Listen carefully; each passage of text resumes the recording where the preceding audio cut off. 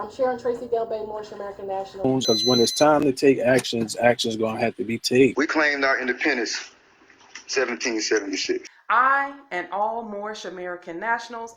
Hello everybody and welcome to the Rise of the Moors mini-series part 2. Now, Rise of the Moors claims that they are a Moorish militia. Now, first let's take a look at the definition of a militia. A militia is a military force that is raised from a civilian population to supplement a regular army in an emergency. Also, a military force that engages in rebel or terrorist activities in opposition to a regular army. All able-bodied civilians eligible by law for military service. Three different definitions of a militia. Now, which one do you think Rise of the Moors actually is? I'm pretty sure it's not the first one. And I'm pretty sure it's not the third one. My guess is they would fall under the second category.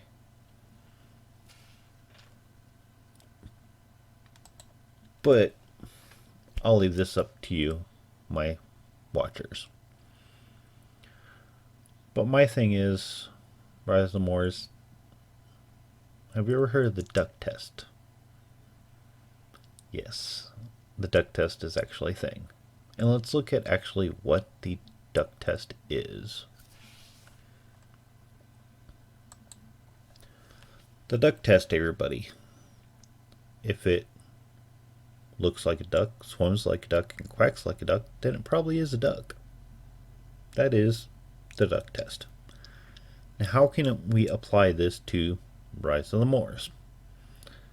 Well, the garment and a lot of the talking they do has potentially not been, I would call militia talk, but more of a domestic terrorist type talk. Have they actually gone out and caused violence yet? No. But they definitely have made some comments and stuff that very much sounds like they want to. Now, why have I come to this conclusion? Well, applying the duck test to this, well, if it looks like a terrorist, acts like a terrorist, and talks like one, then it might be, in a sense, a form of domestic terrorism. And that can be in many forms. But let me give you my examples. This scene here. The so-called Moorish militia under the control of Jamal Bey. Now, I'm not dissing him, if he wants to believe Islam as a religion, I'm all for it. And we do have freedom of religion here in the United States. But, covering your face, tactical vest, rifle in an attack position, you got a holstered handgun, multiple clips, and shotgun rounds, which potentially also might be incendiary rounds. Is that really the attire, and the face covering? Is that really a gear of what a militia would look like, or a potential terrorist group? But let's look at the next example. Here's him at one of his so-called weapon classes. Is it really a potential weapons class? With similar garb? Or is it more of a training session? What is he really filling their heads with behind the scenes? Another example of one of the Rise of More groups. Now, he's not dressed tactically like Rise of the Moors. but definitely with the turban and face covered. Is this really the attire of a militia or another group? No. Next one. Again, Jamal with his turban and fez on this time. Now, the green fez, from my understanding, creates, it's for supposedly the military portion of the Moorish government. And his comment here, a time for war and a time for peace.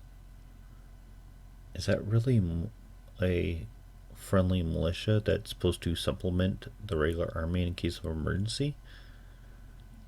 Or does that fall under the second definition of a so-called militia, which is a military force that engages in rebel or terrorist activities in opposition to a regular army?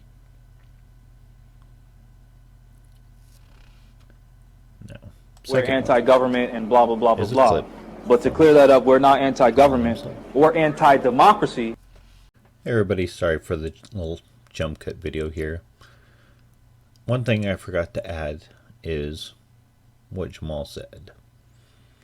They're not anti-government, they're anti-democracy. Well, our government is a democracy, so you are anti-government. Your own words, dude. Now back to the video. So, from my conclusion, based on the evidence I've seen, and I presented to you guys, which section of the definition of a militia would you say Rise of the Moor does? Because a military force that is raised from a civilian population to supplement the regular army in an emergency? Sorry, I don't think you fall under that definition. Or is it a military force that engages in rebel or terrorist activities in opposition to the regular army? That one I would probably say more defines Rise of the Moors. Leave your comments down below on which one you think it is. And I'll see you guys on the next one.